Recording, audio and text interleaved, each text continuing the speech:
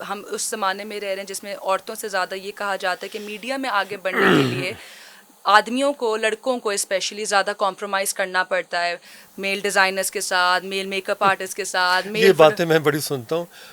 Is it true سر؟ نہیں، میری پہلی بات سنیں. سب سے پہلے جو کمپرومائز کرے اس کو جوتے پڑنے چاہیے.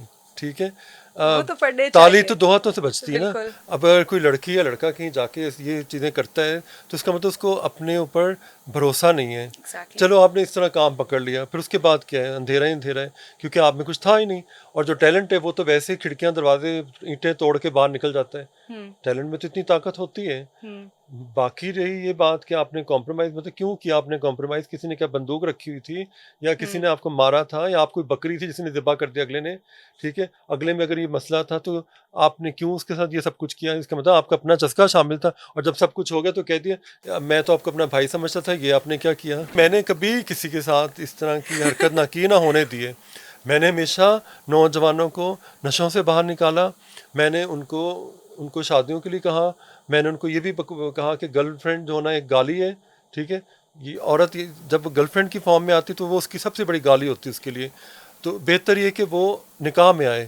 اور میں اس چیز کو پسند نہیں کرتا کہ بچے فونوں پہ چمٹے ہوئے فضول میں، کیونکہ وہ بھی ایک پورنوگرافی ہے. ٹھیک ہے، وہ زنا ہے. اگر ایک لڑکی آپ سے محبت کرتی تو اس کے بھی باوجود آپ کے منہ پہ لعنت پڑی ہوئی ہے تو اس کا مطلب محبت نہیں، وہ کوئی ٹاکسک ریلیشن ہے. تو اس کو اسی وقت گردن دبا دینی چاہیے، مروڑ دینا چاہیے، مار دینا چاہیے. وہ محبت نہیں، وہ مصیبت ہے. اور کسی کو بدوا دینی ہو تو کہو اللہ کے لیے تیری شادی وہاں ہو جہاں تو چاہتا ہے، تاکہ تجھے پتہ چلے کہ میں نے منع کیوں کیا تھا. سر لیکن آپ کے منع کرنے کے باوجود بھی ہاں، جو جوتے کھاتے ہیں اینڈ میں تو ان کا پھر کیا حال ہوتا ہے؟ وہ آپ کے پاس دوبارہ وہ آتے پھر ہیں کہ سر ڈپریشن ہمیں لے کے بچا میرے لیں. پاس آتے ہیں تو پھر ڈپریشن کا علاج تو میرے پاس ہوتا ہے. اب وہ کیا ہوتا ہے سر؟ وہ اٹھا کے اس کو جم میں پھینک دیتا ہوں. اتنا تھک جاتا ہے کہ یا تھک جاتی ہے وہ، پھر سو جاتے ہیں. جب سو جاتا ہے تو بندے کو صرف اپنا آپ نظر آتا ہے جب نیند پوری ہوتی ہے.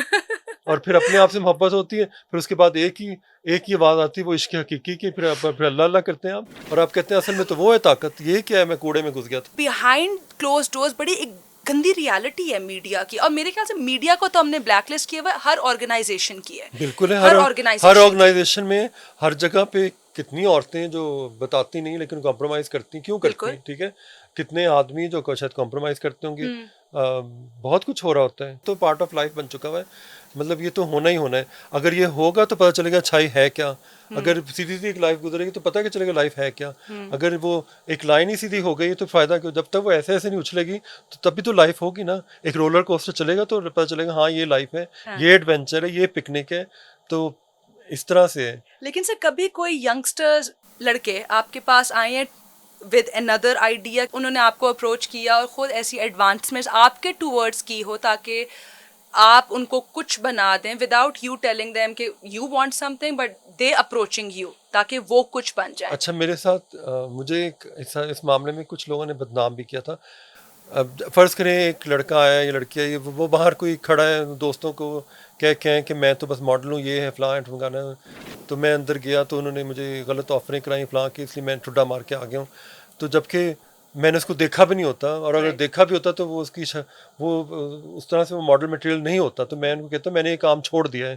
ٹھیک ہے، اور وہ باہر جا کے پھر ظاہر اس نے جو چھوڑی ہوئی ہیں اپنی طرف سے تو اس نے تو ہمیں کچھ بھی کہہ دینا ہے. اور ایسے کئی لوگوں کو میں نے پھر اچانک پکڑا بھی کیونکہ ان کو سمجھ نہیں آئی.